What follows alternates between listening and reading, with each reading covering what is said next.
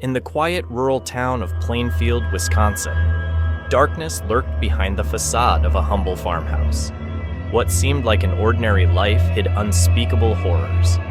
A man who would become one of the most infamous figures in American crime history, Ed Gein, a name that would forever be synonymous with terror. Born in 1906, Ed Gein grew up under the shadow of a domineering mother and a weak-willed father. His early life was marked by isolation, a strict religious upbringing, and a disturbed fascination with death.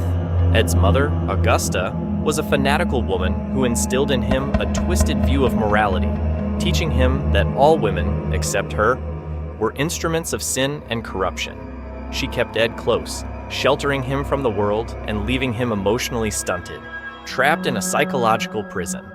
But after Augusta's death in 1945, something within Ed Gein snapped. For years, Gein lived in seclusion, maintaining his family's decaying farm. His neighbors saw him as an odd yet harmless figure, a handyman, quiet and unassuming. But all that changed in November 1957 when the local hardware store owner, Bernice Worden, disappeared. A trail of blood led investigators to Ed Gein's house. What they found inside defied imagination. Behind the doors of that dilapidated farmhouse lay a macabre scene.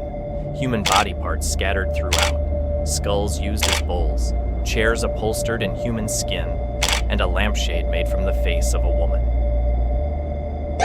Perhaps most disturbingly, investigators found the body of Bernice Worden, decapitated and hanging from the ceiling like a deer, her torso slit open.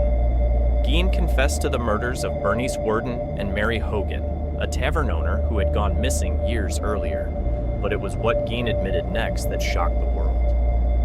Ed Gein wasn't just a murderer, he was a grave robber. For years, he had been digging up the corpses of recently buried women, bringing them home to keep his mother's spirit alive. He skinned these corpses, crafting suits and masks from their flesh. Gein's twisted goal? To create a woman's suit so he could become his mother, merging his identity with hers in a grotesque act of devotion. Ed Gein's gruesome crimes shocked the world and inspired some of the most iconic horror films of all time.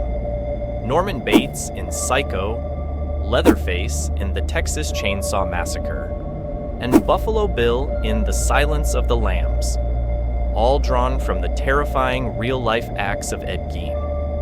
In 1957, Gein was declared unfit for trial and committed to a mental institution where he would spend the rest of his life.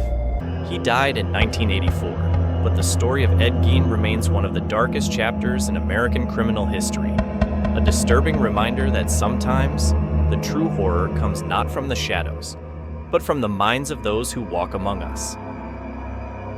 Thanks for watching. Don't forget to like, subscribe, and hit the bell for more chilling true crime stories.